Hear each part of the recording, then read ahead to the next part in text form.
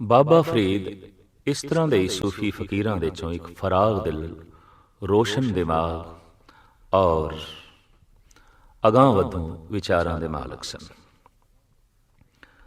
ਆਪ ਦਾ ਜਨਮ ਪਿੰਡ ਖੱਤੋਵਾਲ, ਜ਼ਿਲ੍ਹਾ ਮੁਲਤਾਨ ਦੇ 'ਚ ਹੋਇਆ। ਆਪ ਦੀ ਮਾਤਾ ਦਾ ਨਾਂ ਮਰੀਅਮ ਸੀ ਔਰ ਪਿਤਾ ਸ਼ੇਖ ਜਮਾਲ ਸੁਲੇਮਾਨ। ਮਾਂ ਬਾਪ ਤੋਂ ਤੇ ਪੂਰਬਲੇ ਬਣੇ ਸੰਸਕਾਰਾਂ ਦੇ ਮੁਤਾਬਕ ਆਪ ਛੋਟੀ ਉਮਰ ਦੇ 'ਚ ਹੀ ਅੱਲਾ ਦੇ ਪਿਆਰ ਵਾਲੇ ਸਨ ਔਰ ਅੱਲਾ ਦੇ ਪਿਆਰ ਦੇ ਗੀਤ ਹਰ ਵਕਤ ਗਾਉਂਦੇ ਰਹਿੰਦੇ ਸਨ। ਜਿੱਥੇ ਇਸਲਾਮ ਦੇ 'ਚ ਸੰਗੀਤ ਨੂੰ ਮਮਾਨੀਅਤ ਹੈ, ਉੱਥੇ ਸੂਫੀ ਫਕੀਰ ਗਾ ਗਾ ਕੇ ਹੀ ਅੱਲਾ ਨੂੰ ਰਿਝਾਉਂਦੇ ਰਹੇ, ਅੱਲਾ ਨੂੰ ਪ੍ਰਾਪਤ ਕਰਦੇ ਰਹੇ। ਸੂਫੀ ਕਿਸੇ ਹੱਦ ਤੱਕ ਇਸਲਾਮ ਔਰ ਵੈਦਿਕ ਧਰਮ, ਯਹੂਦੀ ਧਰਮ, ਈਸਾਈਅਤ, ਇਸ ਸਭ ਕੁਛ ਦਾ ਇੱਕ ਮਿਸ਼ਰਨ ਹੀ ਸਮਝ ਲਓ। ਸਵੈਮ ਸਰਮਦ ਸੂਫੀ ਫਕੀਰ ਦੇ ਕਲਾਮ ਤੋਂ ਪਤਾ ਚੱਲਦਾ ਹੈ। ਉਹ ਕਹਿੰਦੇ ਨੇ, ਸਰਮਦ ਬਕੂਚ ਇਸ਼ਕ ਬਦਨਾਮ ਸ਼ੁਦੀ। ਸ਼ੇਖ ਸਰਮਦ ਦਾ ਐਸਾ ਕਹਿਣਾ, ਜਿਸ ਦੀ ਕਬਰ ਜਾਮਾ ਮਸਜਿਦ ਦੇ ਕੋਲ ਬਣੀ ਹੋਈ ਹੈ, ਜੋ ਦਿੱਲੀ ਦੀ ਗਲੀਆਂ ਵਿੱਚ ਨਗਨ ਘੁੰਮਦਾ ਸੀ ਔਰ ਅੱਠੇ ਪੈਰ ਅੱਲਾ ਦੀ ਬੰਦਗੀ ਵਿੱਚ ਮਸਤ ਰਹਿੰਦਾ ਸੀ, ਉਸ ਦਾ ਐਸਾ ਕਹਿਣਾ ਕਿ ਸਰਮਦ ਬਕੂਚ ਇਸ਼ਕ ਬਦਨਾਮ ਸ਼ੁਦੀ, ਬਈ ਮੈਂ ਖੁਦਾਈ ਪਿਆਰ ਦੀ ਗਲੀ ਦੇ ਚੋਂ ਲੰਘ ਕੇ ਬਦਨਾਮ ਹੋ ਗਿਆ। ਲੋਕੀ ਲਾਂਛਣ ਨਾਲ ਲੱਗ ਪਏ ਨੇ। ਐਸਾ ਦੇਖਿਆ ਗਿਆ ਕਿ ਪਿਆਰ ਦੇ 'ਚ ਭਿੱਜਿਆ ਹੋਇਆ ਹਿਰਦਾ ਇਤਨਾ ਮਾਸੂਮ ਹੋ ਜਾਂਦਾ ਹੈ, ਇਤਨਾ ਭੋਲਾ ਹੋ ਜਾਂਦਾ ਹੈ ਕਿ ਲੋਕੀ ਉਸ ਨੂੰ ਪਾਗਲ ਤੱਕ ਵੀ ਕਹਿਣ ਲੱਗ ਪੈਂਦੇ ਨੇ। ਦੁਨੀਆ ਦੇ ਬੜੇ ਸ੍ਰੇਸ਼ਟ ਸੰਤ ਜਨਾਂ ਨੂੰ ਸੰਸਾਰ ਨੇ ਪਾਗਲ ਆਖਿਆ। ਜੈਸੇ ਕਬੀਰ ਕਹਿੰਦੇ ਨੇ, ਲੋਗ ਕਹੇ ਕਬੀਰ ਬਹੁਰਾਨਾ, ਕਬੀਰ ਕਾ ਮਰਮ ਰਾਮ ਹੀ ਜਾਨਾ। ਵੀ ਲੋਕੀ ਕਹਿੰਦੇ ਨੇ ਕਬੀਰ ਬਹੁਰਾ ਹੈ, ਪਾਗਲ ਹੈ। ਤੇ ਜੇ ਕਬੀਰ ਪਾਗਲ ਹੈ ਤਾਂ ਫਿਰ ਇੱਕ ਗੱਲ ਤਸਲੀਮ ਕਰਨੀ ਪਏਗੀ, ਜਗਤ ਦੇ 'ਚ ਕੋਈ ਵੀ ਸਿਆਣਾ ਨਹੀਂ। ਹੂ ਬਹੂ ਐਸਾ ਹੀ ਸੂਫੀ ਫਕੀਰ ਸਰਮਦ ਕਹਿੰਦੇ ਨੇ। ਸਰਮਦ ਬਕੂਚ ਇਸ਼ਕ ਬਦਨਾਮ ਸ਼ੁਦੀ, ਅਜ਼ ਦੀਨੇ ਯਹੂਦ ਸੂਏ ਬਾ ਇਸਲਾਮ ਸ਼ੁਦੀ। ਵੀ ਹੈਗਾ ਤੇ ਮੈਂ ਯਹੂਦੀ, ਲੇਕਿਨ ਸੂਫੀ ਫਕੀਰਾਂ ਦੀ ਸੰਗਤ ਨੇ ਇਸਲਾਮ ਕਬੂਲ ਕਰਨ ਤੇ ਮਜਬੂਰ ਕਰ ਦਿੱਤਾ ਹੈ। ਮਾਲੂਮ ਨਾ ਸ਼ੁਦ ਐ ਖੁਦਾਵੰਦ ਅਹਿਮਦ, ਬਰਗਸ਼ਤਾ ਬਸੂਏ ਲਛਮਨੋ ਰਾਮ ਸ਼ੁਦੀ। ਕਹਿੰਦਾ ਇਹਨਾਂ ਦੀ ਮਹਿਫਿਲ ਦੇ 'ਚ ਗੀਤ ਗਾਉਂਦਿਆਂ ਗਾਉਂਦਿਆਂ ਵੀ ਜਦ ਮੈਨੂੰ ਕੁਝ ਸੂਝ ਨਾ ਮਿਲੀ ਤੇ ਮੈਂ ਉੱਥੇ ਵੀ ਜਾ ਬੈਠਾ ਜਿੱਥੇ ਲਛਮਨ ਤੇ ਰਾਮ ਦੇ ਗੀਤ ਗਾਏ ਜਾਂਦੇ ਨੇ। ਇੱਥੋਂ ਸਰਮਦ ਦਾ ਐਸਾ ਕਹਿਣਾ ਸਾਬਤ ਹੋ ਰਿਹਾ ਹੈ ਕਿ ਮੈਂ ਸਾਂਝੇ ਖਿਆਲਾਂ ਦਾ ਮਾਲਕ ਹਾਂ। ਹਰ ਥਾਂ ਤੇ ਬੈਠਦਾ, ਹਰ ਥਾਂ ਤੇ ਪ੍ਰਭੂ ਦੀ ਰੋਸ਼ਨੀ ਜਿੱਥੋਂ ਵੀ ਮੈਨੂੰ ਮਿਲੇ ਮੈਂ ਪ੍ਰਾਪਤ ਕਰਨ ਨੂੰ ਤਿਆਰ ਹਾਂ, ਧਾਰਨ ਕਰਨ ਨੂੰ ਤਿਆਰ ਹਾਂ। ਇਹ ਰੋਸ਼ਨੀ ਚਾਹੇ ਦੀਵੇ ਦੀ ਹੈ, ਚਾਹੇ ਸੂਰਜ ਦੀ ਹੈ, ਚਾਹੇ ਚੰਦਰਮਾ ਦੀ ਹੈ, ਮੈਂ ਪੁਜਾਰੀ ਰੋਸ਼ਨੀ ਦਾ ਹਾਂ, ਮੈਂ ਚਾਹਤ ਰੋਸ਼ਨੀ ਦੀ ਰੱਖਦਾ। ਸ਼ੇਖ ਫਰੀਦ ਐਸੇ ਹੀ ਸਾਂਝੇ ਖਿਆਲਾਂ ਦੇ ਵਿਸ਼ਾਲ ਦਿਲ ਦਿਮਾਗ ਦੇ ਮਾਲਕ। ਆਪ ਦਾ ਪਿਛੋਕੜ ਤੇ ਗਜ਼ਨੀ ਸੀ, ਅਫਗਾਨਿਸਤਾਨ ਦੇ ਰਹਿਣ ਵਾਲੇ ਸਨ ਔਰ ਪਿਛੋਕੜ ਸ਼ਾਹੀ ਖਾਨਦਾਨ ਨਾਲ ਵੀ ਤਾਲੁਕ ਰੱਖਦਾ ਹੈ। ਹਿੰਦੁਸਤਾਨ ਦੇ 'ਚ ਆਇਆ ਔਰ ਪੀੜੀ ਦਰ ਪੀੜੀ ਰਹਿਣ ਕਰਕੇ ਆਪ ਦੀ ਭਾਸ਼ਾ ਠੇਠ ਪੰਜਾਬੀ ਹੋ ਗਈ ਔਰ ਆਪ ਦੀ ਤਮਾਮ ਬਾਣੀ ਲਹਿੰਦੀ ਪੰਜਾਬੀ ਦੇ 'ਚ ਹੈ। ਪੱਕਾ ਡੇਰਾ ਆਪਣੇ ਪਾਕਪਟਨ ਜ਼ਿਲ੍ਹਾ ਮੁਲਤਾਨ ਦੇ 'ਚ ਹੀ ਬਣਾਇਆ। ਆਪ ਦੇ ਵਿਚਾਰਾਂ ਦੇ 'ਚ, ਆਪ ਦੇ ਕਲਾਮ ਦੇ 'ਚ ਬੈਰਾਗ, ਬਿਰਹੇ, ਗਿਆਨ, ਭਗਤੀ ਰਸ ਭਰਪੂਰ ਰੂਪ ਦੇ 'ਚ ਭਰਿਆ ਹੋਇਆ ਹੈ। ਜਦ ਸਾਧਨਾ ਦੇ ਦੌਰ ਦੇ ਚੋਂ ਆਪ ਲੰਘੇ ਨੇ ਤਾਂ ਉਸ ਪੀੜਾ ਦਾ ਵੀ ਆਪ ਨੇ ਜ਼ਿਕਰ ਕੀਤਾ ਹੈ। ਜੈਸੇ ਪ੍ਰਸੂਤ ਦੀ ਪੀੜਾ ਤੋਂ ਲੰਘੇ ਬਿਨਾ ਕੋਈ ਵੀ ਇਸਤਰੀ ਮਾਂ ਨਹੀਂ ਬਣ ਸਕਦੀ, ਅਧਿਆਤਮਕ ਪੀੜਾ ਤੋਂ ਲੰਘੇ ਬਿਨਾ ਕੋਈ ਵੀ ਪੁਰਸ਼ ਭਗਤ ਨਹੀਂ ਬਣ ਸਕਦਾ, ਫਕੀਰ ਨਹੀਂ ਬਣ ਸਕਦਾ। ਜਿਸ ਇਸਤਰੀ ਨੇ ਆਪਣੀ ਗੋਦ ਦੇ 'ਚ ਇੱਕ ਖੂਬਸੂਰਤ ਬਾਲਕ ਵੇਖਣਾ ਹੈ, ਪ੍ਰਸੂਤ ਦੀ ਪੀੜਾ ਝੇਲਣੀ ਹੀ ਪਏਗੀ। ਜਿਸ ਮਨੁੱਖ ਨੇ ਅਧਿਆਤਮਕ ਆਨੰਦ ਮਾਣਨਾ ਹੈ, ਉਹਨੂੰ ਬਿਰਹੇ ਦੀ ਪੀੜਾ ਦੇ ਚੋਂ ਲੰਘਣਾ ਹੀ ਪਏਗਾ। ਔਰ ਇਸ ਪੀੜਾ ਦਾ ਭਗਤ ਜਨਾਂ ਨੇ ਖਾਸ ਜ਼ਿਕਰ ਕੀਤਾ ਹੈ, ਔਰ ਬਾਬੇ ਫਰੀਦ ਨੇ ਆਪਣੇ ਕਲਾਮ ਵਿੱਚ ਇਸ ਨੂੰ ਖਾਸ ਥਾਂ ਦਿੱਤੀ ਹੈ। ਫਰੀਦ ਕਹਿੰਦੇ ਨੇ, ਚਿੰਤ ਖਟੋਲਾ ਵਾਣ ਦੁਖ ਬਿਰਹੇ ਵਿਛਾਵਣ ਲੇਪ, ਇਹ ਹਮਾਰਾ ਜੀਵਣਾ ਤੂੰ ਸਾਹਿਬ ਸੱਚੇ ਦੇਖ। हे ਪ੍ਰਭੂ, ਚਿੰਤਾ ਦੀ ਖਟਿਆ, ਚਿੰਤ ਖਟੋਲਾ ਜੋ ਦੁੱਖ ਦੇ ਵਾਣ ਨਾਲ ਬੁਣੀ ਹੋਈ ਹੈ, ਜਿਹਦੇ ਉੱਤੇ ਮੈਂ ਬਿਰਹੇ ਦੀ ਤੁਲਾਈ ਵਿਛਾਈ ਹੋਈ ਹੈ, ਐਸੀ ਖਟਿਆ ਤੇ ਮੈਂ ਦਿਨ ਰਾਤ ਪਿਆ। हे ਅੱਲਾਹ, ਇਹ ਮੇਰਾ ਜੀਵਣਾ ਹੈ। हे ਖੁਦਾ, ਇਹ ਮੇਰਾ ਜੀਵਣਾ ਹੈ। हे ਸਾਹਿਬ ਸੱਚੇ, ਤੂੰ ਮੇਰੇ ਇਸ ਰੁਦਨ ਨੂੰ ਵੇਖ, ਮੇਰੀ ਇਸ ਪੀੜਾ ਨੂੰ ਵੇਖ ਔਰ ਮੈਨੂੰ ਮਿਲ। ਦਿਨ ਰਾਤ ਦੀ ਤਤਿਕਸ਼ਾ, ਦਿਨ ਰਾਤ ਦਾ ਭਜਨ, ਦਿਨ ਰਾਤ ਦੀ ਇਬਾਦਤ ਨੇ ਆਪ ਨੂੰ ਸੰਸਾਰ ਤੋਂ ਤੇ ਖਾਸ ਕਰਕੇ ਖਾਣ ਪੀਣ ਤੋਂ ਵੀ ਬੇਮੁਖ ਕਰ ਦਿੱਤਾ। ਆਪ ਖਾਣ ਪੀਣ ਦੇ ਵਿੱਚ ਵੀ ਕੋਈ ਖਾਸ ਰੁਚੀ ਨਹੀਂ ਰੱਖਦੇ ਸਨ। ਔਰ ਵਾਕਈ ਬਿਰਹੇ ਕੁੱਠਿਆਂ ਨੂੰ ਭੁੱਖ ਕਿੱਥੇ ਤੇ ਪਿਆਸ ਕਿੱਥੇ। ਗੁਰੂ ਅਰਜਨ ਦੇਵ ਜੀ ਮਹਾਰਾਜ ਵੀ ਫਰਮਾਨ ਕਰਦੇ ਨੇ, ਹਰ ਬਿਨ ਨੀਂਦ ਭੂਖ ਕਉ ਕੈਸੀ, ਕਾਪੜ ਤਨ ਨਾ ਸੁਖਾਵੇ। ਬਾਬਾ ਫਰੀਦ ਕਹਿੰਦੇ ਨੇ, ਰੋਟੀ ਮੇਰੀ ਕਾਠ ਕੀ, ਲਾਵਣ ਮੇਰੀ ਭੁੱਖ। ਮੁਲਤਾਨੀ ਭਾਸ਼ਾ ਦੇ ਵਿੱਚ ਲਾਵਣ ਦਾ ਮਤਲਬ ਹੈ ਸਬਜ਼ੀ, ਔਰ ਅੱਜ ਵੀ ਉੱਥੇ ਇਹੀ ਸ਼ਬਦ ਪ੍ਰਯੋਗ ਹੁੰਦਾ ਹੈ ਵੀ ਲਾਵਣ ਕੀ ਬਣਾਇਆ ਹੈ, ਭਾਵ ਸਬਜ਼ੀ ਕੀ ਬਣਾਈ ਹੈ, ਸਾਲਣ ਕੀ ਬਣਾਇਆ ਹੈ।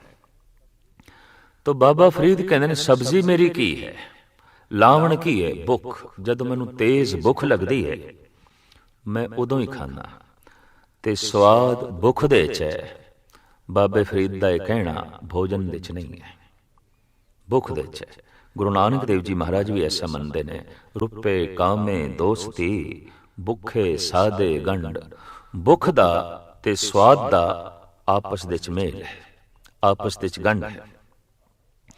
ਤੋ ਬਾਬਾ ਫਰੀਦ ਕਹਿੰਦੇ ਨੇ, ਭਾਵੇਂ ਕਾਠ ਵਰਗੀਆਂ ਸੁੱਕੀਆਂ ਰੋਟੀਆਂ ਜੋ ਮੇਰੇ ਡੇਰੇ ਦੇ 'ਚ ਆਉਂਦੀਆਂ ਨੇ, ਤੇ ਜਦ ਮੈਨੂੰ ਭੁੱਖ ਲੱਗਦੀ ਹੈ ਤੇ ਮੈਂ ਖਾਂਦਾ, ਮੈਨੂੰ ਸਵਾਦੀ ਲੱਗਦੀਆਂ ਨੇ, ਔਰ ਇਸ ਢੰਗ ਨਾਲ ਮੈਂ ਆਪਣੀ ਉਦਰ ਪੂਰਤੀ ਕਰਦਾ। ਫਰੀਦਾ ਰੋਟੀ ਮੇਰੀ ਕਾਠ ਕੀ, ਲਾਵਣ ਮੇਰੀ ਭੁੱਖ, ਜਿੰਨਾ ਖਾਦੀ ਚੋਪੜੀ ਘਣੇ ਸਹਿਣਗੇ ਦੁੱਖ।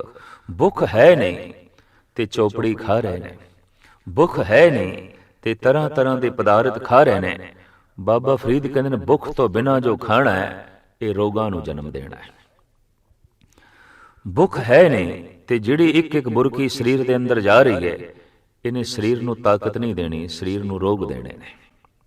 ਇਹਨੇ ਸਰੀਰ ਨੂੰ ਤਵਾਨਾਈ ਨਹੀਂ ਦੇਣੀ, ਸਰੀਰ ਨੂੰ ਬਿਮਾਰੀਆਂ ਦੇਣੀਆਂ ਨੇ। ਔਰ ਬਾਬੇ ਫਰੀਦ ਦਾ ਇਹ ਬੋਲ ਅਜੋਕੇ ਵਿਗਿਆਨ ਤੇ ਸਪਸ਼ਟ ਰੂਪ ਦੇ ਵਿੱਚ ਪੂਰਨ ਉਤਰਦਾ ਹੈ।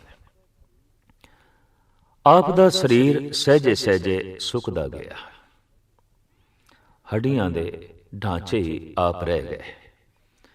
ਦਿਨ ਰਾਤ ਬਿਰਹੇ ਦੀ ਅਗਨ ਨੇ ਔਰ ਭੋਜਨ ਦੀ ਕਮੀ ਨੇ, ਦਿਨ ਰਾਤ ਦੀ ਸਾਧਨਾ ਨੇ ਆਪ ਦੇ ਸਰੀਰ ਦੀ ਜੋ ਹਾਲਤ ਬਣਾਈ, ਉਹ ਆਪ ਆਪਣੇ ਕਲਾਮ ਵਿੱਚ ਇੰਜ ਬਿਆਨ ਕਰਦੇ ਨੇ। ਫਰੀਦਾ ਤਨ ਸੁੱਕਾ ਪਿੰਜਰ ਥੀਆ, ਤਲੀਆਂ ਖੂੰਡੇ ਕਾਗ, ਅਜੇ ਸੋ ਰੱਬ ਨਾ ਬੌੜਿਓ, ਦੇਖ ਬੰਦੇ ਦੇ ਭਾਗ।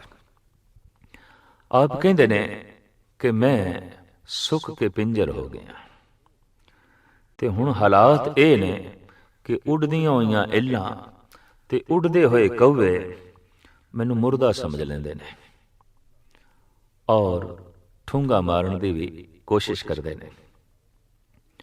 ਬਾਬੇ ਫਰੀਦ ਨੇ ਅਗਲੇ ਸ਼ਲੋਕ ਦੇ ਵਿੱਚ ਕਵੀਆਂ ਨੂੰ ਮੁਖਾਤਬ ਕਰਕੇ ਐਸਾ ਆਖਿਆ, ਕਾਗਾ ਕਰਗ ਡੰਡੋਲਿਆ ਸਗਲਾ ਖਾਇਓ ਮਾਸ, ਇਹ ਦੋਏ ਨੈਣਾ ਮਤ ਛੋਇਓ ਫਿਰ ਦੇਖਣ ਕੀ ਆਸ।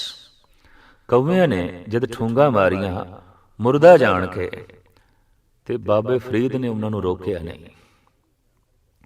ਸਰੀਰ ਦੀ ਥੋੜੀ ਜਿਹੀ ਹਰਕਤ ਵੇਖ ਕੇ ਕੌਵੇ ਇੱਕ ਪਾਸੇ ਹੋਏ, ਤੇ ਕੌਵਿਆਂ ਨੂੰ ਸੰਬੋਧਨ ਕਰਦੇ ਕਹਿੰਦੇ ਨੇ, ਭਾਵੇਂ ਮੇਰੇ ਪਿੰਜਰ ਦਾ ਸਾਰਾ ਮਾਸ ਖਾ ਲਓ, ਲੇਕਿਨ ਮੇਰੀ ਅੱਖੀਆਂ ਨੂੰ ਨਾ ਖਾਣਾ, ਮੇਰੀ ਅੱਖੀਆਂ ਦੇ ਠੂੰਗਾ ਨਾ ਮਾਰਨਾ, ਕਿਉਂਕਿ ਅਜੇ ਤੇ ਮੈਂ ਖੁਦਾ ਨੂੰ ਵੇਖਣਾ ਹੈ। ਐਸਾ ਨਾ ਹੋਵੇ ਕਿ ਬਿਨਾਂ ਵੇਖੇ ਹੀ ਤੁਸੀਂ ਮੈਨੂੰ ਅੰਧਾ ਕਰ ਦਿਓ। ਅਜੇ ਮੈਂ ਆਪਣੇ ਪਿਆਰੇ ਨੂੰ ਵੇਖਣਾ ਹੈ, ਤੁਸੀਂ ਸਭ ਖਾ ਜਾਓ, ਲੇਕਿਨ ਮੇਰੀ ਅੱਖੀਆਂ ਰਹਿਣ ਦੇਣਾ, ਮੇਰੇ ਨੇਤਰ ਰਹਿਣ ਦੇਣਾ। ਬਿਰਹੇ ਦੀ ਅਗਨ ਆਪ ਦੇ ਅੰਦਰ ਕਿਤਨੀ ਜ਼ਿਆਦਾ ਹੈ। ਆਪ ਐਸਾ ਕਹਿੰਦੇ ਨੇ ਕਿ ਫਰੀਦਾ ਤਨ ਤਪੇ ਤਨੂਰ ਜਿਉ, ਬਾਲਣ ਹੱਡ ਬਲਣ। ਸੂਫੀ ਫਕੀਰਾਂ ਦੇ ਅਮਰ ਕਲਾਮ ਦੇ ਚੋਂ ਬਾਬਾ ਫਰੀਦ ਦਾ ਕਲਾਮ ਸਿਰਮੌਰ ਹੈ, ਜਿਸ ਦੇ ਚ ਬਿਰਹੇ ਦੀ ਅਗਨ ਪ੍ਰਧਾਨ ਹੈ। ਔਰ ਇਹ ਹਕੀਕਤ ਹੈ ਕਿ ਬਿਰਹੇ ਦੀ ਪੀੜਾ ਦੇ ਚੋਂ ਜੋ ਲੰਘੇ ਨੇ, ਮਿਲਾਪ ਦਾ ਆਨੰਦ ਵੀ ਉਹਨਾਂ ਨੇ ਮਾਣਿਆ। ਭੁੱਖ ਦੀ ਪੀੜਾ ਦੇ ਚੋਂ ਜਿਹੜੇ ਲੰਘੇ ਨੇ, ਭੋਜਨ ਦਾ ਸਵਾਦ ਵੀ ਉਹਨਾਂ ਨੇ ਮਾਣਿਆ। ਭੁੱਖ ਹੀ ਨਹੀਂ ਤੇ ਸਵਾਦ ਕੀ, ਬਿਰਹਾ ਹੀ ਨਹੀਂ ਤੇ ਮਿਲਾਪ ਦਾ ਰਸ ਕੀ। ਕਿਤਨਾ ਪ੍ਰਬਲ ਬਿਰਹਾ ਹੈ। ਆਪ ਕਹਿੰਦੇ ਨੇ, ਤਨ ਇੰਜ ਤਪਿਆ ਪਿਆ ਜਿਵੇਂ ਤਨੂਰ, ਔਰ ਉਸ ਦੇ ਚ ਮੇਰੀਆਂ ਹੱਡੀਆਂ ਬਾਲਣ ਰੂਪ ਦੇ ਚ ਬਲ ਰਹੀਆਂ ਨੇ। ਫਰੀਦਾ ਤਨ ਤਪੇ ਤਨੂਰ ਜਿਉ, ਬਾਲਣ ਹੱਡ ਬਲਣ। ਪੈਰੀ ਥੱਕਾਂ ਸਿਰ ਜੁਲਾਂ, ਜੇ ਮੂੰਹ ਪਿਰੀ ਮਿਲਣ। ਪੈਰਾਂ ਨਾਲ ਚਲਦਿਆਂ ਚਲਦਿਆਂ ਜੇ ਮੈਂ ਥੱਕ ਜਾਵਾਂ, ਤੇ ਐ ਖੁਦਾ ਮੈਂ ਸਿਰ ਦੇ ਭਾਰ ਵੀ ਚੱਲਣ ਨੂੰ ਤਿਆਰ ਹਾਂ, ਬਸ਼ਰਤੇ ਤੂੰ ਮਿਲੇ, ਤੇਰਾ ਮਿਲਾਪ ਹੋਵੇ। ਮੈਂ ਤੇ ਸਿਰ ਦੇ ਭਾਰ ਵੀ ਤੈਨੂੰ ਟੋਲਣ ਨੂੰ ਤਿਆਰ ਹਾਂ। ਮੈਂ ਤੇ ਉਲਟਾ ਲਟਕ ਕੇ ਵੀ ਤੈਨੂੰ ਲੱਭਣ ਦੀ ਕੋਸ਼ਿਸ਼ ਕਰ ਸਕਦਾ। ਸ਼ਰਤ ਇਹ ਹੈ ਕਿ ਤੇਰਾ ਮਿਲਾਪ ਹੋਵੇ, ਤੇਰਾ ਦੀਦਾਰ ਹੋਵੇ। ਬਹੁਤ ਕਠਿਨ ਤਤੀਕਸ਼ਾ ਤੋਂ ਆਪ ਲੰਘ ਰਹੇ ਨੇ, ਤੇ ਇਸ ਸ਼ਲੋਕ ਤੋਂ ਕਿਧਰੇ ਐਸਾ ਭਾਵ ਕੋਈ ਨਾ ਲੈ ਲਵੇ ਕਿ ਵਾਕਈ ਜ਼ਮੀਨ ਦੇ ਉੱਤੇ ਚੱਲਣ ਗਰਦਿਸ਼ ਦੇ ਨਾਲ ਹੀ ਪ੍ਰਮਾਤਮਾ ਲੱਭਦਾ ਹੈ, ਖੁਦਾ ਲੱਭਦਾ ਹੈ। ਤਾਂ ਬਾਬੇ ਫਰੀਦ ਦੇ ਇਸ ਸ਼ਲੋਕ ਦੇ ਥੱਲੇ ਹੀ ਗੁਰੂ ਅਮਰਦਾਸ ਜੀ ਮਹਾਰਾਜ ਦਾ ਸ਼ਲੋਕ ਹੈ। ਸਤਿਗੁਰੂ ਕਹਿੰਦੇ ਨੇ, ਫਰੀਦਾ ਤਨ ਨ ਤਪਾਏ ਤਨੂਰ ਜਿਉ, ਬਾਲਣ ਹੱਡ ਨਾ ਬਾਲ। ਸਿਰ ਪੈਰੀ ਕਿਆ ਫੇੜੀਏ, ਅੰਤਰ ਪਿਰੀ ਨਿਹਾਲ। ਸਿਰ ਦੇ ਭਾਰ ਚੱਲਣ ਦੀ ਲੋੜ ਨਹੀਂ, ਤੇ ਪੈਰਾਂ ਨਾਲ ਜ਼ਮੀਨ ਨਾਪਣ ਦੀ ਲੋੜ ਨਹੀਂ। ਫਰੀਦ ਥੋੜਾ ਜਿਹਾ ਅੰਦਰ ਝਾਤੀ ਮਾਰੀਏ ਤੇ ਖੁਦਾ ਦੇ ਦੀਦਾਰ ਅੰਦਰੋਂ ਹੀ ਹੋ ਜਾਂਦੇ ਨੇ। ਦਰਅਸਲ ਗਿਆਨ ਤੇ ਐਸਾ ਫਰੀਦ ਕੋਲ ਹੈ, ਪਰ ਉਹ ਜਿਸ ਦੌਰ ਦੇ ਚੋਂ ਲੰਘ ਰਹੇ ਨੇ, ਉਹ ਬਿਰਹੇ ਦਾ ਦੌਰ ਹੈ, ਉਹ ਬਿਰਹੇ ਦੀ ਅਵਸਥਾ ਹੈ। ਲੇਕਿਨ ਬਿਰਹੀ ਗੀਤ, ਇਸ ਬਿਰਹੀ ਬਾਣੀ ਨੂੰ ਕੋਈ ਪੜ੍ਹ ਕੇ ਮੁਗਾਲਤੇ ਵਿੱਚ ਨਾ ਪੈ ਜਾਏ, ਤਾਂ ਉਸ ਮੁਗਾਲਤੇ ਨੂੰ ਗੁਰੂ ਅਮਰਦਾਸ ਜੀ ਮਹਾਰਾਜ ਨੇ ਦੂਰ ਕੀਤਾ ਹੈ। ਉਂਝ ਸ਼ੇਖ ਫਰੀਦ ਦੇ ਕਲਾਮ ਵਿੱਚ ਕੋਈ ਮੁਗਾਲਤਾ ਨਹੀਂ। ਆਪ ਅਗਾਂਹ ਚੱਲ ਕੇ ਕਹਿੰਦੇ ਨੇ, ਫਰੀਦਾ ਪਾੜ ਪਟੋਲਾ ਧਜ ਕਰੀ, ਕੰਬਲੜੀ ਪੈਰਿਓ। ਫਰੀਦਾ ਜਿਹੀ ਵੇਸੀ ਸੋ ਮਿਲੇ, ਸੇਈ ਵੇਸ ਕਰਿਓ। ਐ ਖੁਦਾ, ਇਹ ਜੋ ਮੈਂ ਤਨ ਦੇ ਉੱਤੇ ਕੀਮਤੀ ਬਸਤਰ ਪਹਿਨੇ ਨੇ, ਰੇਸ਼ਮੀ ਬਸਤਰ ਪਹਿਨੇ ਨੇ, ਇਹ ਮੈਂ ਫਾੜ ਦੇਣਾ, ਇਹ ਮੈਂ ਪਰੇ ਸੁੱਟ ਦੇਣਾ, ਔਰ ਮੈਂ ਕਮਲੀ ਪਹਿਨ ਲੈਣਾ। ਸੂਫ ਉਹਨਾਂ ਨੂੰ ਕਹਿੰਦੇ ਨੇ, ਤੇ ਉੱਨ ਦਾ ਬਣਿਆ ਹੋਇਆ ਝੋਲਾ, ਕਾਲੀ ਉੱਨ ਦਾ ਬਣਿਆ ਹੋਇਆ ਝੋਲਾ, ਇਹ ਫਕੀਰ ਲੋਕ ਧਾਰਨ ਕਰਦੇ ਸਨ। ਲਿਹਾਜ਼ਾ ਇਹਨਾਂ ਦਾ ਨਾਂ ਹੀ ਸੂਫੀ ਫਕੀਰ ਪੈ ਗਿਆ।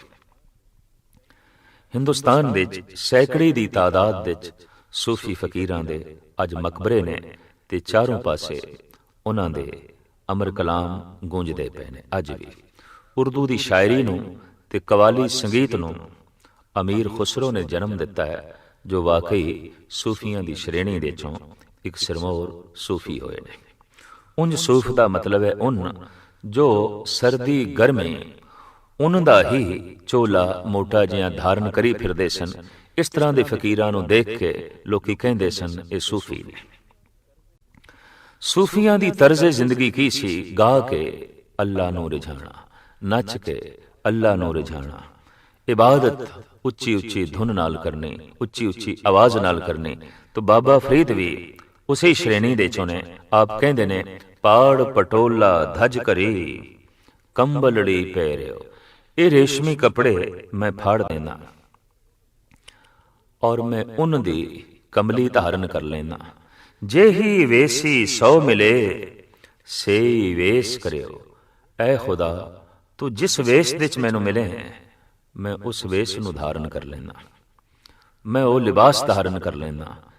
ਇਸ ਤੋਂ ਵੀ ਇੱਕ ਭੁਲੇਖਾ ਪੈ ਸਕਦਾ ਸੀ ਕਿ ਵਾਕਈ ਖੁਦਾ ਕਿਸੇ ਲਿਬਾਸ ਦੇ ਵਿੱਚ ਮਿਲਦਾ ਹੈ, ਵਾਕਈ ਖੁਦਾ ਕਿਸੇ ਵਿਸ਼ੇਸ਼ ਤੌਰ ਦੇ ਕੱਪੜਿਆਂ ਦੇ ਵਿੱਚ ਤੇ ਵਿਸ਼ੇਸ਼ ਰੰਗ ਦੇ ਕੱਪੜਿਆਂ ਦੇ ਰਾਹੀਂ ਮਿਲਦਾ ਹੈ। ਦਰਅਸਲ ਇਹ ਭਾਵ ਫਰੀਦ ਦਾ ਨਹੀਂ, ਪਰ ਤੜਪਿਆ ਹੋਇਆ ਹਿਰਦਾ ਫਰੀਦ ਦਾ ਐਸਾ ਕਹਿ ਰਿਹਾ ਹੈ ਕਿ ਖੁਦਾ ਤੂੰ ਕਿਵੇਂ ਮਿਲੇਗਾ, ਤੂੰ ਕਿਸ ਤਰ੍ਹਾਂ ਮਿਲੇਗਾ।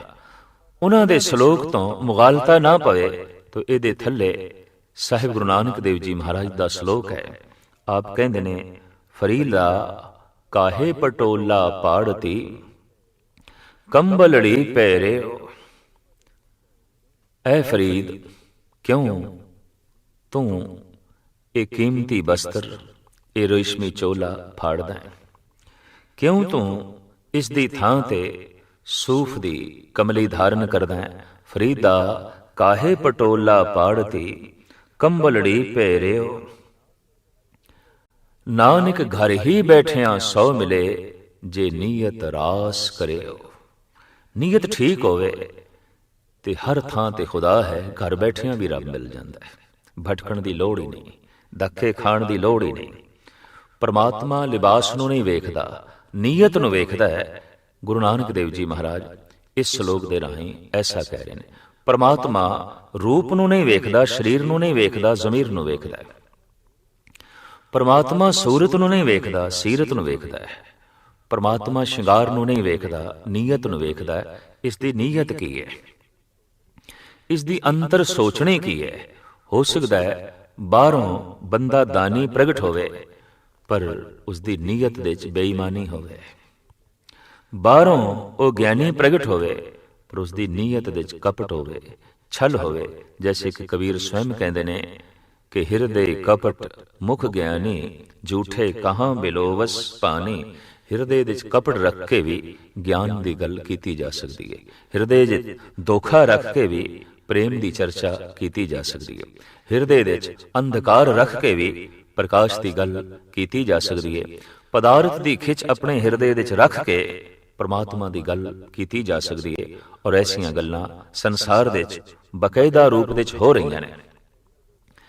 ਕਿਧਰੇ ਫਰੀਦ ਦੇ ਸ਼ਲੋਕ ਤੋਂ ਵੀ ਇਹ ਮੁਗਾਲਤਾ ਨਾ ਪੈ ਜਾਏ ਕਿ ਰੱਬ ਵਾਕਈ ਕਿਸੇ ਸ਼ਿੰਗਾਰ ਦੇ ਵਿੱਚ ਮਿਲਦਾ ਹੈ, ਕਿਸੇ ਲਿਬਾਸ ਦੇ ਵਿੱਚ ਮਿਲਦਾ ਹੈ। ਤਾਂ ਸਾਹਿਬ ਗੁਰੂ ਨਾਨਕ ਦੇਵ ਜੀ ਮਹਾਰਾਜ ਕਹਿੰਦੇ ਨਹੀਂ, ਉਹ ਤੇ ਜਦ ਨੀਅਤ ਰਾਸ ਕਰੀਏ ਤੇ ਮਿਲ ਪੈਂਦਾ ਹੈ। ਜਦ ਨੀਅਤ ਨੂੰ ਠੀਕ ਕਰੀਏ ਤੇ ਉਹ ਗਲਵਕੜੀ ਦੇ ਵਿੱਚ ਬਕਾਇਦਾ ਲੈ ਲੈਂਦਾ ਹੈ। ਨਾਨਕ ਘਰ ਹੀ ਬੈਠਿਆਂ ਸੌ ਮਿਲੇ ਜੇ ਨੀਅਤ ਰਾਸ ਕਰਿਓ। ਦਿਨ ਰਾਤ ਇਸ ਢੰਗ ਦੀ ਭਜਨ ਤੇ ਬੰਦਗੀ ਦੇ ਵਿੱਚ ਲੀਨ ਨੇ। ਔਰ ਇਹ ਗੱਲ ਸਪਸ਼ਟ ਹੈ ਕਿ ਇਸ ਪਾਸੇ ਆਪ ਨੂੰ ਪ੍ਰੇਰਿਆ ਆਪ ਦੀ ਮਾਂ ਨੇ। ਜੈਸੇ ਧਰੂ ਨੂੰ ਭਗਤੀ ਮਾਰਗ ਤੇ ਤੋਰਿਆ ਉਸ ਦੀ ਮਾਂ ਨੇ ਹੈ, ਗੋਪੀ ਚੰਦ ਨੂੰ ਵੀ ਉਹਦੀ ਮਾਂ ਨੇ ਪ੍ਰਭੂ ਮਾਰਗ ਤੇ ਤੋਰਿਆ, ਬਾਬੇ ਫਰੀਦ ਨੂੰ ਵੀ ਮਾਂ ਨੇ ਹੀ ਤੋਰਿਆ। ਤੇ ਬਕਾਇਦਾ ਫਰੀਦ ਤੇ ਆਪਣੀ ਬਾਣੀ 'ਚ ਕਹਿੰਦੇ ਨੇ, ਤਿੰਨ ਧਨ ਜਣੇ ਦੀ ਮਾਓ ਆਏ ਸਫਲ ਸੇ।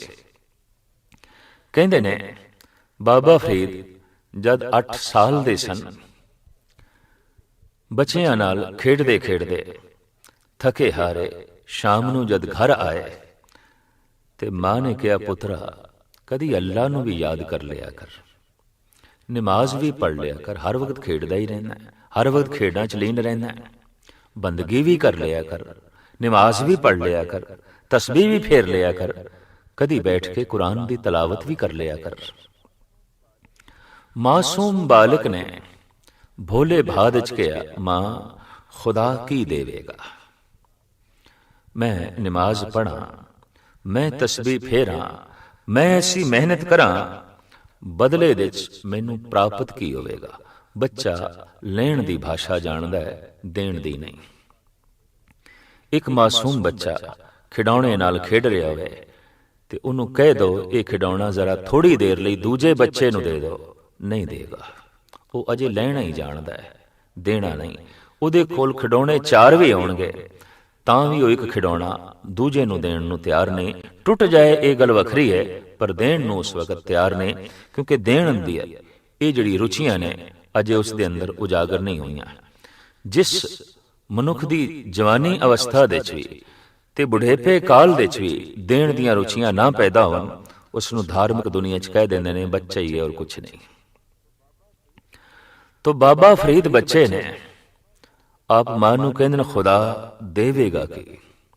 ਮੈਂ ਉਠਕ ਬੈਠਕ ਕਰਾਂ, ਮੈਂ ਨਮਾਜ਼ ਪੜ੍ਹਾਂ, ਮੈਂ ਤਸਬੀਹ ਫੇਰਾਂ, ਬਦਲੇ ਵਿੱਚ ਕੀ ਮਿਲੇਗਾ। ਮਾਂ ਨੇ ਭੋਲੇ ਭਾਜ ਕਹਿ ਦਿੱਤਾ, ਖੁਦਾ ਸ਼ੱਕਰ ਦੇਵੇਗਾ, ਖੁਦਾ ਗੁੜ ਦੇਵੇਗਾ। ਬੱਚੇ ਦਾ ਸੁਭਾਅ ਮਿੱਠੇ ਨਾਲ ਰੁਚੀਆਂ ਤ੍ਰਿਪਤ ਆਉਂਦੀਆਂ ਨੇ, ਰੁਚੀਆਂ ਵਿੱਚ ਮਿੱਠਾ ਸਮਾਇਆ ਹੁੰਦਾ ਹੈ। ਤੋ ਬੱਚਾ ਸ਼ੱਕਰ ਦੀ ਗੱਲ ਸੁਣ ਕੇ, ਗੁੜ ਦੀ ਗੱਲ ਸੁਣ ਕੇ ਖੁਸ਼ ਹੋ ਗਿਆ। ਕਹਿੰਦਾ ਮਾਂ ਤੂੰ ਮੈਨੂੰ ਸਿਖਾ, ਮੈਂ ਜ਼ਰੂਰ ਨਮਾਜ਼ ਪੜਾਂਗਾ, ਜ਼ਰੂਰ ਤਸਬੀਹ ਫੇਰਾਂਗਾ। ਤੋ ਨਮਾਜ਼ ਦੀ ਸਿੱਖਿਆ ਫਰੀਦ ਨੂੰ ਮਾਂ ਤੋਂ ਮਿਲੀ ਹੈ। ਤਸਬੀਹ ਫੇਰਨ ਦੀ ਜਾਚ ਫਰੀਦ ਨੇ ਮਾਂ ਤੋਂ ਸਿੱਖੀ ਹੈ। ਰੋਜ਼ ਫਰੀਦ ਮੁਸੱਲਾ ਵਿਛਾ ਕੇ ਨਮਾਜ਼ ਪੜ੍ਹਦੇ ਨੇ ਤੇ ਜਦੋਂ ਅੱਖਾਂ ਮੀਟ ਕੇ ਉਹ ਨਮਾਜ਼ ਪੜ੍ਹਦੇ ਨੇ ਤੇ ਮੁਸੱਲੇ ਦੇ ਥੱਲੇ ਮਾਂ ਸ਼ੱਕਰ ਦੀ ਪੁੜੀ ਰੱਖ ਦਿੰਦੀ ਹੈ, ਕਦੀ ਗੁੜ ਦੀਆਂ ਰੋੜੀਆਂ ਰੱਖ ਦਿੰਦੀ ਹੈ। ਨਮਾਜ਼ ਪੜ੍ਹਨ ਤੋਂ ਬਾਅਦ ਜੈਸੇ ਫਰੀਦ ਮੁਸੱਲਾ ਸਮੇਟ ਰਿਹਾ ਹੈ, ਥੱਲੇ ਉਸ ਨੂੰ ਸ਼ੱਕਰ ਮਿਲ ਜਾਂਦੀ ਹੈ, ਗੁੜ ਮਿਲ ਜਾਂਦਾ ਹੈ। ਖੁਸ਼ ਹੋ ਜਾਂਦੇ ਨੇ ਫਰੀਦ ਤੇ ਕਹਿੰਦੇ ਨੇ ਖੁਦਾ ਤੇ ਸੌਦਾ ਨਕਦ ਹੀ ਕਰਦਾ ਹੈ, ਇਧਰ ਕਰੋ ਇਧਰ ਮਿਲ ਜਾਂਦਾ ਹੈ। ਰੋਜ਼ ਹੁਣ ਨਮਾਜ਼ ਪੜ੍ਹਦੇ ਨੇ ਤੇ ਰੋਜ਼ ਆਪ ਨੂੰ ਖਾਣ ਲਈ ਗੁੜ ਤੇ ਸ਼ੱਕਰ ਮਿਲ ਜਾਂਦਾ ਹੈ, ਬੜੇ ਪ੍ਰਸੰਨ। ਅੱਜ ਜਦ ਨਮਾਜ਼ ਪੜ੍ਹਨ ਲੱਗੇ, ਵਕਤ ਹੋ ਗਿਆ ਸੀ, ਵੇਲ ਹੋ ਗਈ ਨਮਾਜ਼ ਦੀ, ਤੇ ਮਾਂ ਦੀ ਰੁਚੀਆਂ 'ਚ ਵੀ ਇਹ ਗੱਲ ਨਾ ਰਹੀ ਕਿ ਥੱਲੇ ਸ਼ੱਕਰ ਰੱਖਣੀ ਹੈ, ਤੇ ਮਾਂ ਪਾਣੀ ਭਰਨ ਚਲੀ ਗਈ। ਇਧਰ ਖੁਦਾ ਦੀ ਦੁਨੀਆ ਵੀ ਰਹਿਮਤ ਦੇ ਘਰ ਵਿੱਚ ਆਈ, ਬਖਸ਼ਿਸ਼ ਦੇ ਘਰ ਵਿੱਚ ਆਈ। ਮਾਸੂਮ ਬਾਲਕ ਅੱਜ ਨਮਾਜ਼ ਦੇ 'ਚ ਲੀਨ ਹੋ ਗਿਆ, ਜਿਹਨੂੰ ਸਮਾਧੀ ਲੀਨ ਕਹਿੰਦੇ ਨੇ। ਮਾਸੂਮ ਬਾਲਕ ਨੂੰ ਅੱਜ ਨਮਾਜ਼ ਦੇ 'ਚ ਹੀ ਰਸ ਆ ਗਿਆ। ਮਾਸੂਮ ਬਾਲਕ ਅੱਜ ਨਮਾਜ਼ ਦੇ 'ਚ ਐਸਾ ਲੀਨ ਹੋਇਆ ਜੈਸੇ ਕੋਈ ਬੂੰਦ ਸਾਗਰ ਦੇ 'ਚ ਲੀਨ ਹੋ ਜਾਂਦੀ ਹੈ ਔਰ ਸਾਗਰ ਦਾ ਰੂਪ ਹੋ ਜਾਂਦੀ ਹੈ। ਇਸ ਤਰ੍ਹਾਂ ਖੁਦਾ ਦੀ ਪਰਮ ਝਲਕ ਫਰੀਦ ਨੇ ਬਚਪਨ ਕਾਲ ਵਿੱਚ ਵੇਖੀ। ਨਮਾਜ਼ ਸੰਪੂਰਨ ਹੋਈ, ਮੁਸੱਲਾ ਸਮੇਟਿਆ, ਪਰ ਅੱਜ ਮੁਸੱਲੇ ਦੇ ਥੱਲੇ ਨਾ ਸ਼ੱਕਰ ਸੀ ਤੇ ਨਾ ਹੀ ਸ਼ੱਕਰ ਨੂੰ ਚੁੱਕਣ ਦਾ ਖਿਆਲ ਬਾਬੇ ਫਰੀਦ ਨੂੰ ਆਇਆ। ਕਿਉਂ? ਅੱਜ ਸ਼ੱਕਰ ਤੋਂ ਕੋਈ ਵੱਧ ਮਿਠਾਸ ਮੂੰਹ ਦੇ 'ਚ ਪੈ ਗਈ। ਅੱਜ ਦੁਨੀਆ ਦੀ ਸਾਰੀ ਮਿਠਾਸ ਨਾਲੋਂ ਕੋਈ ਵੱਧ ਮਿਠਾਸ ਨੇ ਅੰਦੋਲਤ ਕਰ ਦਿੱਤਾ ਹੈ ਤੇ ਰਸ ਭਰਪੂਰ ਕਰ ਦਿੱਤਾ ਹੈ, ਆਨੰਦਮਈ ਜ਼ਿੰਦਗੀ ਬਣਾ ਦਿੱਤੀ। ਰੋਮ ਰੋਮ ਮਾਨੋ ਸ਼ੱਕਰ ਨਾਲ ਭਰਿਆ ਹੋਇਆ ਹੈ। ਬੈਠੇ ਨੇ ਤੇ ਸੋਚਦੇ ਨੇ, ਮਾਂ ਨੇ ਇਸ ਫੋਕੀ ਥੋਤੀ ਸ਼ੱਕਰ ਦਾ ਲਾਲਚ ਦੇ ਕੇ ਮੈਨੂੰ ਰੱਬ ਦੇ ਮਾਰਗ ਤੇ ਤੋਰਿਆ, ਤੇ ਇਹ ਤੇ ਮੈਨੂੰ ਅੱਜ ਪਤਾ ਚੱਲਿਆ ਰੱਬ ਆਪ ਇੱਕ ਮਹਾਨ ਸ਼ੱਕਰ ਹੈ, ਸ਼ੱਕਰ ਦਾ ਖਜ਼ਾਨਾ ਹੈ, ਉਹ ਤੇ ਮਿਠਾਸ ਦਾ ਖਜ਼ਾਨਾ ਹੈ। ਔਰ ਆਪ ਬਾਰ-ਬਾਰ ਕਿਹਾ ਕਰਦੇ ਸਨ, ਈਸ਼ਵਰ ਅਕਾਲ ਪੁਰਖ ਉਹ ਰੱਬ ਸ਼ੱਕਰ ਦਾ ਖਜ਼ਾਨਾ ਹੈ। ਗੰਜ ਕਹਿੰਦੇ ਨੇ ਖਜ਼ਾਨੇ ਨੂੰ, ਚੂੰਕਿ ਆਪ ਦੀ ਜ਼ਬਾਨ ਚੋਂ ਇਹ ਸ਼ਬਦ ਬਹੁਤ ਨਿਕਲਦੇ ਸਨ, ਲਿਹਾਜ਼ਾ ਸਮਸਤ ਭਾਰਤ ਵਿੱਚ ਆਪ ਦਾ ਨਾਮ ਐਸੇ ਪੈ ਗਿਆ, ਬਾਬਾ ਫਰੀਦ ਸ਼ਕਰਗੰਜ। ਸ਼ਕਰਗੰਜ ਆਪ ਦੇ ਨਾਮ ਦੇ ਨਾਲ ਤਖੱਲੁਸ ਦੇ ਰੂਪ ਵਿੱਚ ਜੁੜ ਗਿਆ, ਉਪਨਾਮ ਦੇ ਨਾਲ ਜੁੜ ਗਿਆ। ਔਰ ਅੱਜ ਵੀ ਜ਼ਿਲ੍ਹਾ ਮੁਲਤਾਨ ਦੇ ਆਲੇ ਦੁਆਲੇ ਲੋਕੀ ਸ਼ਕਰਗੰਜ ਕਰਕੇ ਉਹਨਾਂ ਦੀ ਉਪਮਾ ਕਰਦੇ ਨੇ, ਫਰੀਦ ਸ਼ਕਰਗੰਜ। ਬਈ ਕਿਸ ਦੇ ਮਜ਼ਾਰ ਤੇ ਜਾ ਰਹੇ ਹੋ? ਸ਼ਕਰਗੰਜ ਦੇ ਮਜ਼ਾਰ ਤੇ ਜਾ ਰਹੇ ਹਾਂ। ਕਿਸ ਦੇ ਦੀਦਾਰ ਲਈ ਜਾ ਰਹੇ ਹੋ? ਸ਼ਕਰਗੰਜ ਦੇ ਦੀਦਾਰ ਲਈ ਜਾ ਰਹੇ ਹਾਂ, ਜੋ ਸ਼ੱਕਰ ਦਾ ਖਜ਼ਾਨਾ ਹੈ, ਖੁਦਾ ਅਕਾਲ ਪੁਰਖ। ਇਸ ਤਰੀਕੇ ਦੀ ਉਪਮਾ ਦੇ ਚ ਲੀਨ ਹੋਏ ਬਾਬਾ ਫਰੀਦ। ਮਾਂ ਜਦ ਪਾਣੀ ਭਰ ਕੇ ਘਰ ਆਈ ਤੇ ਕੀ ਦੇਖਦੀ ਏ? ਅੱਜ ਮਾਸੂਮ ਫਰੀਦ ਦਾ ਚਿਹਰਾ ਬਦਲਿਆ ਹੋਇਆ ਹੈ। ਅੱਜ ਅੱਖਾਂ ਦੇ ਚ ਕੋਈ ਸਰੂਰ ਹੈ, ਅੱਜ ਚਿਹਰਾ ਕੁਝ ਹੋਰ ਹੈ ਤੇ ਅੱਖਾਂ ਤਰ ਵੀ ਨੇ। ਸੋਚਦੀ ਏ ਅੱਜ ਮੈਂ ਸ਼ੱਕਰ ਰੱਖਣਾ ਭੁੱਲ ਗਈ ਹਾਂ ਤੇ ਫਰੀਦ ਨੂੰ ਅੱਜ ਸ਼ੱਕਰ ਨਹੀਂ ਮਿਲੀ। ਹੁਣ ਐਸਾ ਨਾ ਹੋਵੇ ਕਿ ਸ਼ਾਇਦ ਇਹ ਕੱਲ ਤੋਂ ਨਮਾਜ਼ ਨਾ ਪੜ੍ਹੇ। ਤੋ ਅੰਦਰੋਂ ਇੱਕਦਮ ਲੱਡੂ ਲਿਆਈ, ਸ਼ੱਕਰ ਲਿਆਈ, ਨਾਲ ਥੋੜਾ ਜਿਹਾ ਸ਼ਹਿਦ ਵੀ ਲਿਆਈ ਤੇ ਬਾਬੇ ਫਰੀਦ ਨੂੰ ਆ ਕੇ ਕਹਿੰਦੀ ਏ, ਬਈ ਐ ਮੇਰੇ ਬੱਚੇ, ਮਾਸੂਮ ਬਾਲਕ, ਇਹ ਖੁਦਾ ਸਾਰੀਆਂ ਚੀਜ਼ਾਂ ਅੱਜ ਮੈਨੂੰ ਦੇ ਗਿਆ ਸੀ। ਹਮੇਸ਼ਾ ਮੁਸੱਲੇ ਦੇ ਥੱਲੇ ਰੱਖ ਦਿੰਦਾ ਸੀ ਨਾ ਖੁਦਾ, ਅੱਜ ਮੈਨੂੰ ਦੇ ਗਿਆ ਤੇ ਆਖਿਆ ਫਰੀਦ ਨੂੰ ਦੇ ਦੇਈਂ। ਤੇ ਬਾਬਾ ਫਰੀਦ ਮੁਸਕਰਾ ਕੇ ਕਹਿਣ ਲੱਗੇ, ਮਾਂ ਵਾਕਈ ਅੱਜ ਖੁਦਾ ਤੇ ਮੈਨੂੰ ਹੀ ਦੇ ਗਿਆ, ਤੈਨੂੰ ਨਹੀਂ ਦੇ ਗਿਆ। ਅੱਜ ਖੁਦਾ ਨੇ ਮੈਨੂੰ ਹੀ ਦਿੱਤਾ ਹੈ, ਅੱਜ ਖੁਦਾ ਨੇ ਰਸ ਮੈਨੂੰ ਹੀ ਦਿੱਤਾ ਹੈ। ਹੁਣ ਤੈਨੂੰ ਪਰਚਾਉਣ ਦੀ ਲੋੜ ਨਹੀਂ, ਖੁਦਾ ਨੇ ਸਵੈਮ ਮੈਨੂੰ ਪਰਚਾ ਲਿਆ। ਹੁਣ ਤੈਨੂੰ ਇਸ ਮਾਰਗ ਤੇ ਤੋਰਨ ਦੀ ਲੋੜ ਨਹੀਂ, ਖੁਦਾ ਨੇ ਖੁਦ ਹੀ ਮੈਨੂੰ ਆਪਣੇ ਮਾਰਗ ਤੇ ਤੋਰ ਲਿਆ। ਹੁਣ ਤੈਨੂੰ ਸ਼ੱਕਰ ਦਾ ਲਾਲਚ ਦੇਣ ਦੀ ਲੋੜ ਨਹੀਂ, ਖੁਦਾ ਨੇ ਬਹੁਤ ਵੱਡੀ ਮਿਠਾਸ ਮੇਰੇ ਅੰਤਰ ਆਤਮਾ ਦੇ ਚ ਪਾ ਦਿੱਤੀ ਹੈ। ਫਰੀਦਾ ਸ਼ੱਕਰ ਖੰਡ ਨਿਵਾਤ ਗੁੜ ਮਾਖਿਓ ਮਾਂਝਾ ਦੁੱਧ, ਫਰੀਦਾ ਸਭੇ ਵਸਤੂ ਮਿੱਠੀਆਂ ਰੱਬ ਨਾ ਪੁੱਜਨ ਤੁਧ। ਐ ਮਾਂ, ਭਾਵੇਂ ਸਭ ਕੁਝ ਮਿੱਠਾ ਹੈ, ਸ਼ਹਿਦ ਹੈ, ਦੁੱਧ ਹੈ, ਗੁੜ ਹੈ, ਸ਼ੱਕਰ ਹੈ, ਪਰ ਜਿਹੜੀ ਮਿਠਾਸ ਅੱਜ ਮੈਨੂੰ ਮਿਲੀ ਹੈ ਉਹ ਇਸ ਸਭ ਕੁਝ ਦੇ ਚ ਨਹੀਂ ਹੈ। ਔਰ ਉਹ ਸਿੱਧੀ ਮੈਨੂੰ ਖੁਦਾ ਤੋਂ ਪ੍ਰਾਪਤ ਹੋਈ ਹੈ, ਈਸ਼ਵਰ ਤੋਂ ਪ੍ਰਾਪਤ ਹੋਈ ਹੈ। ਮਾਂ, ਹੁਣ ਤੈਨੂੰ ਰੋਜ਼-ਰੋਜ਼ ਸ਼ੱਕਰ ਰੱਖਣ ਦੀ ਲੋੜ ਨਹੀਂ। ਐਸੀ ਸ਼ੱਕਰ ਖੁਦਾ ਨੇ ਮੈਨੂੰ ਇੱਕ ਦਫਾ ਹੀ ਦੇ ਦਿੱਤੀ ਹੈ, ਜਿਸ ਦੀ ਮਿਠਾਸ ਜ਼ਿੰਦਗੀ ਭਰ ਮਿਟਣ ਨਹੀਂ ਲਗੀ, ਔਰ ਇਹ ਮਿਠਾਸ ਸਦੀਵੀ ਬਣੀ ਰਹੇਗੀ।